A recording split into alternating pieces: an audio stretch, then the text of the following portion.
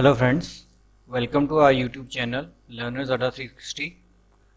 Friends, जो आज हम सीरीज स्टार्ट करने जा रहे हैं वो सीरीज कोई भी जो बिगनर है, जो कंप्यूटर सीखना चाहता है, उसके लिए है कि कंप्यूटर क्या होता है, उसमें क्या पार्ट्स होती हैं, उसकी क्या स्ट्रेंथ होती है, उसमें क्या एडवांटेजेस है उसको यूज़ करने के, और उसमें क्या लिमिटेशंस हैं। ये सारी चीज़ें हम इस वीडियो लेक्चर में आज कवर करेंगे। तो फ्रेंड्स, आज हम जो स्टार्ट करने जा रहे हैं बिल्कुल बेसिक से करने जा रहे हैं। तो सबसे पहले हम देखेंगे कि कंप्यूटर की डेफिनेशन क्या होती है। तो फ्रेंड, कंप्यूटर जो होता है, वो जो कंप्यूटर वर्ड है वो डिराइव हुआ है कंप्यूट वर्ड से। कंप्यूट का मतलब होता है कैलकुलेट करना। जैसे हमारे पास कोई कैलकुलेटर होता है तो हम उसमें कैलकुलेशन करते हैं, कभी मल्टीप्लाई कर दिया, कभी डिवाइड कर दिया, कभी एडिशन कर दी, कभी सब्ट्रैक्शन कर दी। तो इसी तरह जो कंप्यूटर का भी जो जो वर्ड है वो कैलकुलेशन वर्ड से ही डिराइव हुआ है। तो कंप्यूटर का मतलब होता है कैलकुलेशन करना। तो कंप्यूटर बहुत तरह के काम भी करता है। तो देखते हैं इसकी डेफिनेशन क्या है। So computer is an electronic device, computer is an electronic device that can perform, friends यहाँ पे परफॉर्म आएगा, a variety of tasks by executing a given set of instructions. It is a versatile and can handle multiple tasks like documentation, accounting, budgeting, designing, entertaining, education and weather forecasting among many other tasks.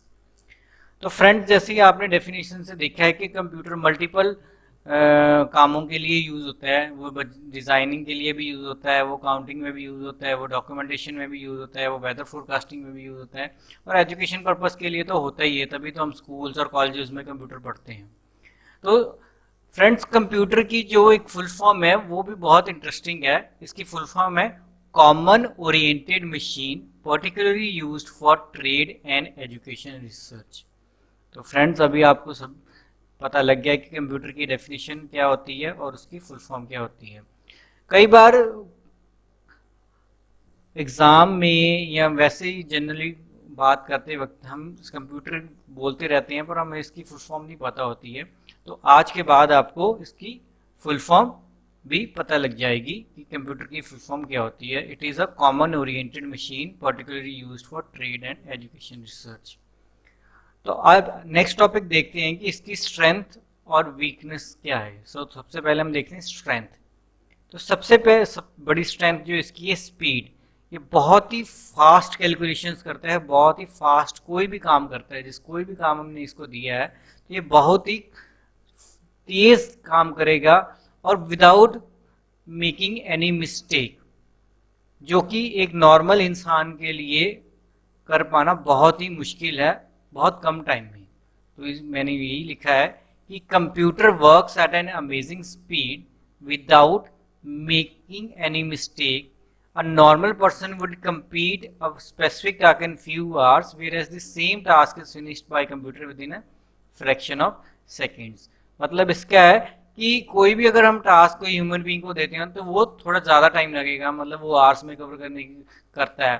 पर computer को अगर हम कोई task देते हैं तो वो with in a fraction of seconds में, बहुत ही कम टाइम में वो कर देता है। अगर हम कैलकुलेशन, कोई भी बड़ी सी बड़ी कैलकुलेशन कंप्यूटर में करते हैं तो वो झट से जवाब दे देगा with in a fraction of second.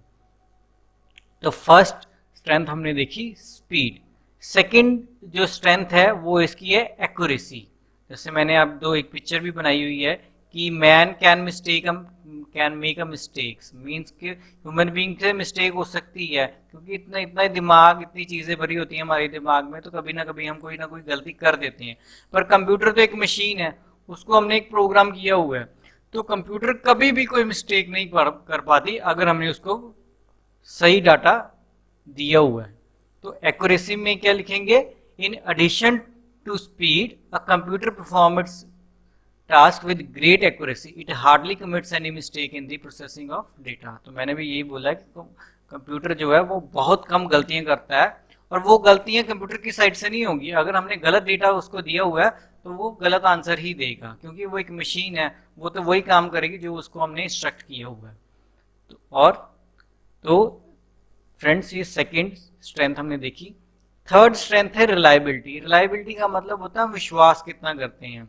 तो आज तो आपको पता है कि आज तो इंसान दूसरे इंसान पे बहुत कम विश्वास करता है, पर इंसान से ज्यादा विश्वास जो वो कंप्यूटर पे करता है।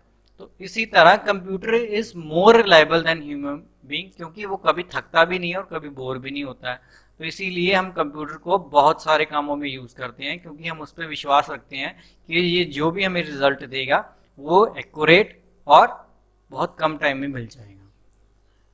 ठीक है फ्रेंड्स, तो आगे बढ़ते हैं। तो फोर्थ स्ट्रेंथ इसकी है स्टोरेज कैपेसिटी। आज जब कंप्यूटर स्टार्टिंग में आया था तो इसकी एमबी में स्टोरेज कैपेसिटी होती थी, पर देखो आज जो है कंप्यूटर टेराबाइट्स पेटाबाइट्स में स्टोरेज हो गई है इसकी। तो हम चाहे जितनी मर्जी ज़्यादा इंफॉर्मेशन इसमें स्टोर कर सकते हैं कंप्यूटर में, चाहे वो जीबी में हो, चाहे वो एमबी में हो, चाहे वो गीगाबाइट्स में हो, चाहे पेटाबाइट्स में हो। तो मैंने एक डायग्राम भी बनाया है इसके स्टोरेज यूनिट का। तो सबसे पहले किलोबाइट, फिर मेगाबाइट है, फिर गीगाबाइट, फिर टेराबाइट, फिर पेटाबाइट है, फिर हेक्साबाइट, फिर जेटाबाइट और जोटाबाइट। ठीक है फ्रेंड्स, तो इस तरह से जो है वो स्टोरेज हमारी जो है बढ़ती ही जा रही है, जो किलोबाइट से स्टार्ट हुई है और जोटाबाइट में आ जाएगी है। तो इसकी डेफिनेशन भी है कि computer can store a large amount of data in the memory, whereas human being can retain only a limited amount of information. The data in the computer memory can be stored in the form of documents, graphics, sounds, which can be retrieved whenever required. So friends, computer की एक और खासियत यही है कि हम जितनी चाहे मर्जी इंफॉर्मेशन इसमें स्टोर कर सकते हैं, और जब चाहे वो इंफॉर्मेशन देख भी सकते हैं। वो इंफॉर्मेशन हमारी कभी भी लॉस नहीं होगी, कभी भी लॉस नहीं होगी हमारे कंप्यूटर से। ठीक है फ्रेंड्स, तो नेक्स्ट ट्रेंड देखते हैं वर्सेटाइल। वर्सेटाइल का मतलब होता है कि एक ही टाइम में बहुत सारी चीजें करनी। वर्सेटाइल वर्ड का मतलब होता है कि एक ही टाइम पे बहुत सारी चीजें करनी। तो हम आप देख ही रहे हो कि अगर जब हम कंप्यूटर यूज करते हैं तो कभी एक साइड पे हमने गाने लगाए होते हैं, दूसरी साइड पे हम डॉक्यूमेंट पे काम कर रहे हैं, तीसरी साइड पे हम नेट सर्फिंग कर रहे हैं। तो ऐसे मल्टीपल चीजें हम करते हैं एक ही टाइम पे। तो मैंने पिक्चर में भी वही बताने की कोशिश की है, जो एक पिक्चर लगाई है कि ये एक कंप्यूटर की, सपोज करो ये कंप्यूटर है और ये सारे देखो मल्टीपल काम कर रहा है। ये देखो हर जगह कुछ ना कुछ कर ही रहा है। तो कंप्यूटर भी इसी तरह है कि multiple various types of job करता है। while working on any package we can play games, do calculations and make animation and surf the internet.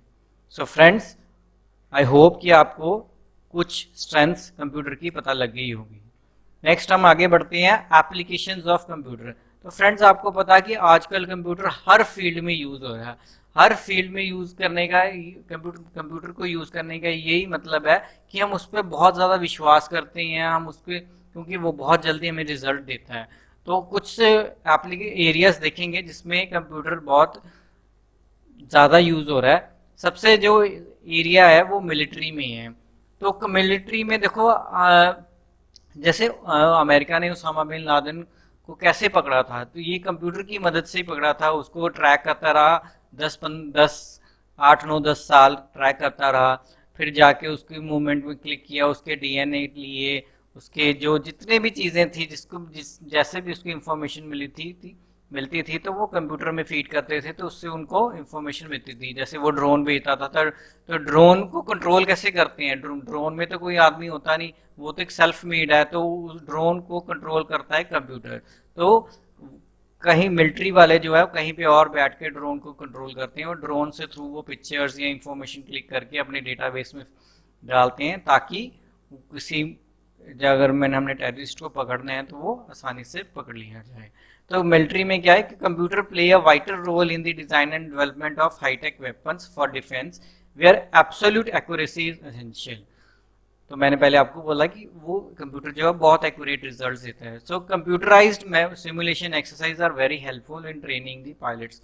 तो फ्रेंड्स जैसे हम सिमुलेटर्स होते हैं ना, तो सिमुलेटर्स यूज करते हैं जब हमने ट्रेनिंग देनी होती है पायलट्स को, ताकि वो अच्छी तरह अवेयर हो जाएं जब वो एक्चुअली जो है जो जेट या फ्लाइंग जेट है जो हेलीकॉप्टर चलाना सीखें, तो वो सिमुलेशन में वो अच्छी तरह उसको ट्रेनिंग दे देते हैं। तो ये सारा काम जो है कंप्यूटर की मदद से होता है। So computer help in fighting terror and terrorists, and their hideouts can also be located anywhere in the world with high accuracy. तो फ्रेंड्स कंप्यूटर की मदद से जो गवर्नमेंट है सारी दुनिया में वो अपने प्लान्स एग्जीक्यूट करती हैं, और मैंने जैसे आपको बताया कि ओसामा बिन लादेन को भी अमेरिका ने जब पकड़ा था तो वो कंप्यूटर की मदद से ही पकड़ा था।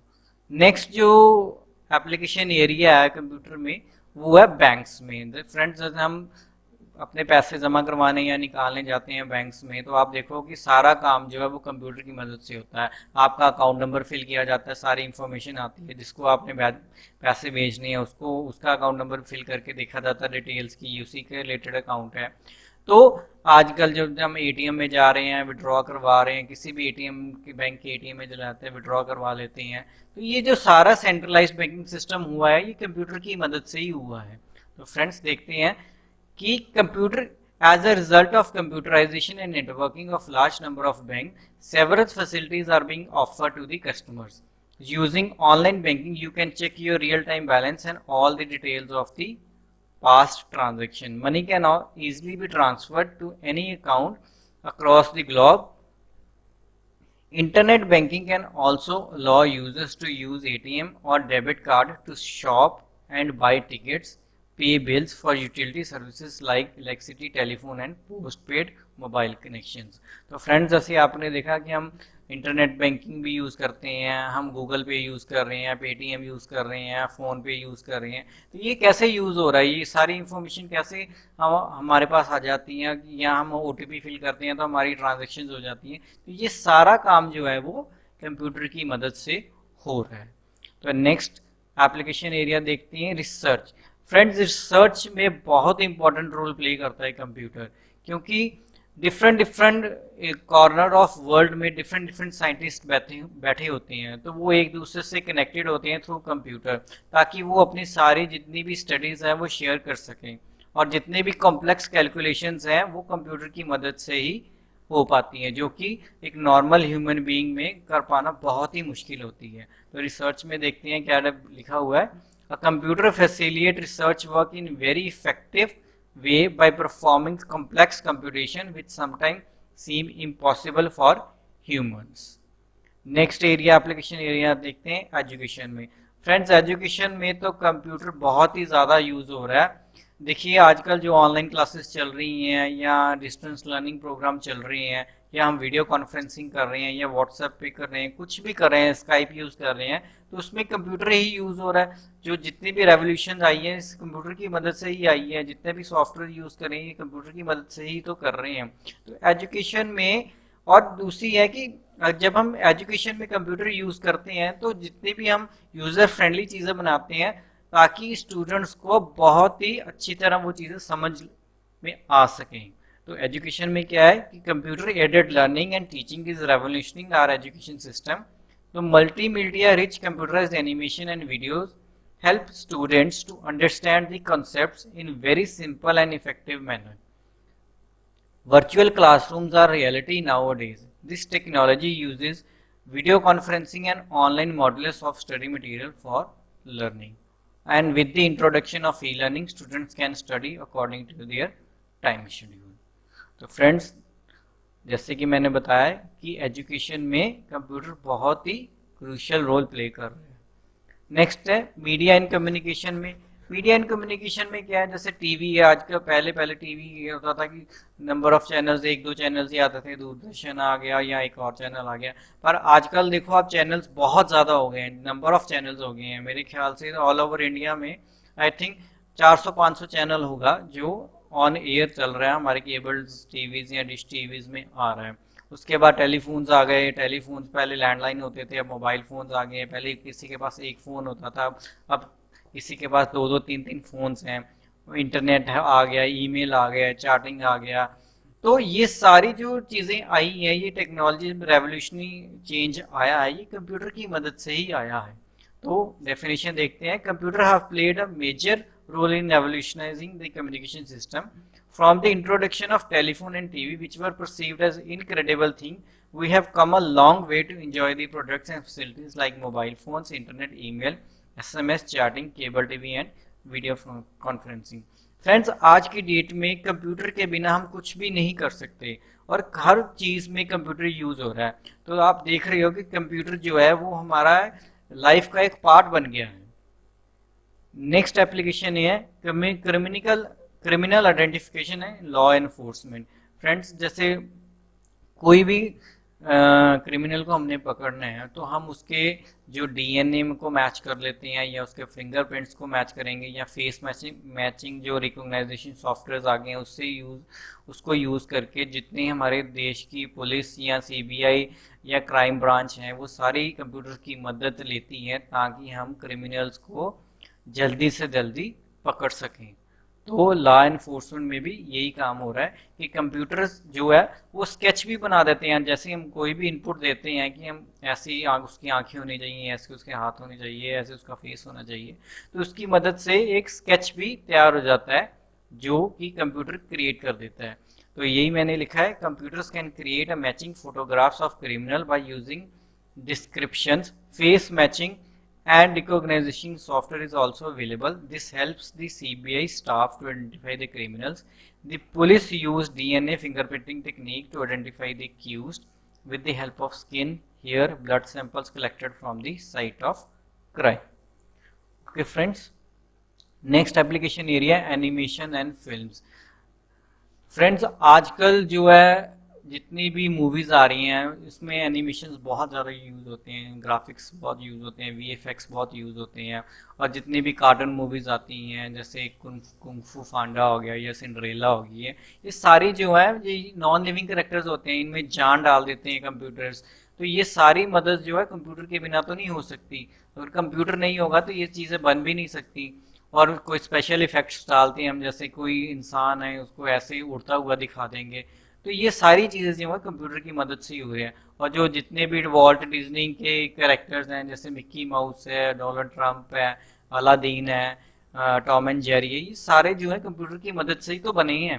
तो एनिमेशंस जो है वो बहुत अच्छी तरह हो पाती है कंप्यूटर में। और जितने भी हम स्पेशल इफेक्ट्स देते हैं मूवीज़ में देखते हैं वो सारे कंप्यूटर की मदद से ही हो पाते हैं। तो यही मैंने लिखा है, in the field of entertainment and computers entertainment, computers are used for making animation and cartoon films and producing special effects and bringing fantasy to life in movies. Cartoon characters like Walt Disney and Donald Trump, Tom and Jerry are given animation effects through computers. तो friends, I hope कि आपको थोड़ा सा idea होगा computer क्या होता है और कंप्यूटर की स्ट्रेंथ्स क्या हैं और उसकी एप्लीकेशंस क्या हैं। नेक्स्ट वीडियो ट्यूटोरियल में हम हार्डवेयर और सॉफ्टवेयर के बारे में देखेंगे। अगर आपको ये वीडियो अच्छी लगी है तो प्लीज़ हमारे चैनल को सब्सक्राइब कीजिए और कमेंट कीजिए। Thank you very much.